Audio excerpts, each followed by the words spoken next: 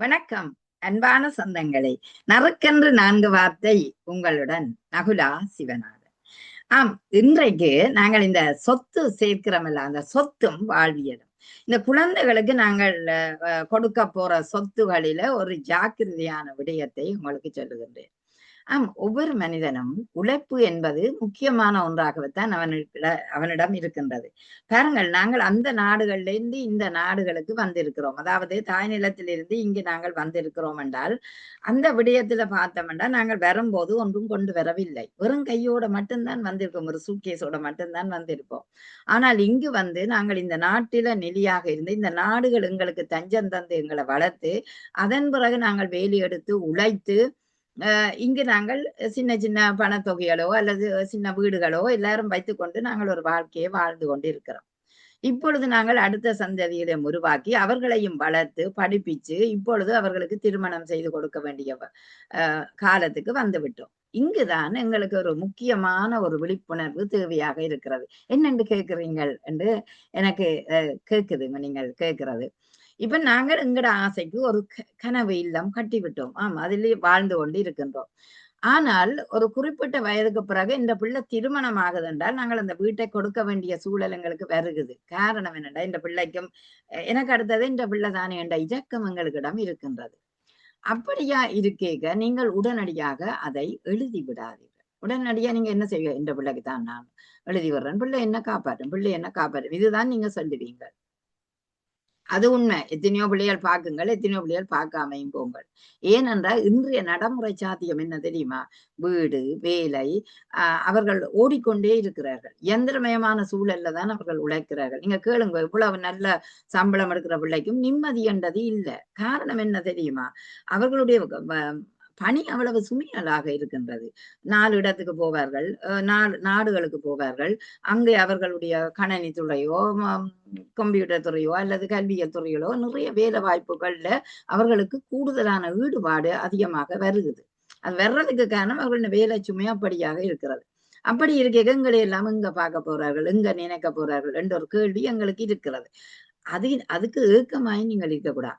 ஒவ்வொரு தாய் தகப்பனும் உங்களோட தன் கையே தனக்குதவி என்று வாழ வேண்டிய தேவை இருக்குது. ஏனென்று கேட்டா, நீங்கள் இறுதி காலம் வரையும் உங்களோட கைப்பிடியோடையே வாழ வேணும். அவர்களிடம் நீங்கள் அடிமைப்படாமல் இருக்கிறது நல்லது. ஆனா குழந்தை பாசமண்ட உணர்வும் என்னுடைய அம்மா என்ற இரத்த உறவோடும் அது அணைக்க வரும் ஒரு காலம். அப்படி வரைக்கும் எங்களுக்கு செய்யத்தான் வேணும் அந்த குழந்தை. உண்மையிலேயே அதாவது இளநீரை எடுத்து பாருங்கள், தென்னை மரத்தை. நாங்கள் தாளில ஊத்துற நீரை அது தலையாலே தருகுது. காலம் வந்த உடனே அது எங்களுக்கு தருகிற இளநீர் போல எங்கட குழந்தைகளும் தாங்கள் உழைத்து அறுவடை கண்டு அந்த பணத்துல ஒரு அம்மா அப்பாவை காப்பாற்ற வேண்டிய தேவைதான் அந்த குழந்தைக்கு வரும்.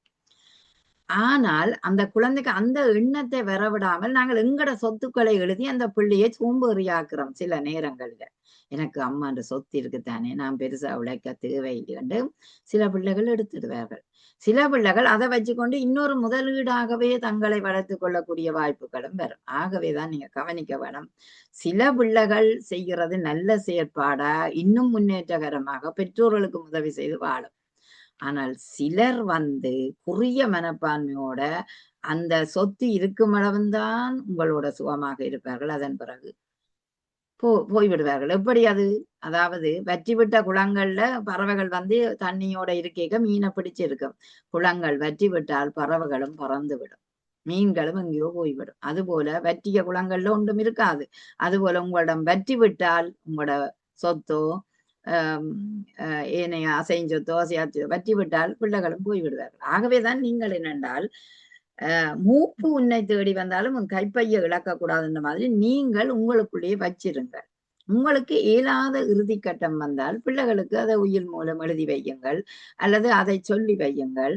அதன் பிறகு அவர்கள் எடுத்துக்கொண்டு போகலாம். அதற்கு முதல் கொடுக்காதீர்கள்.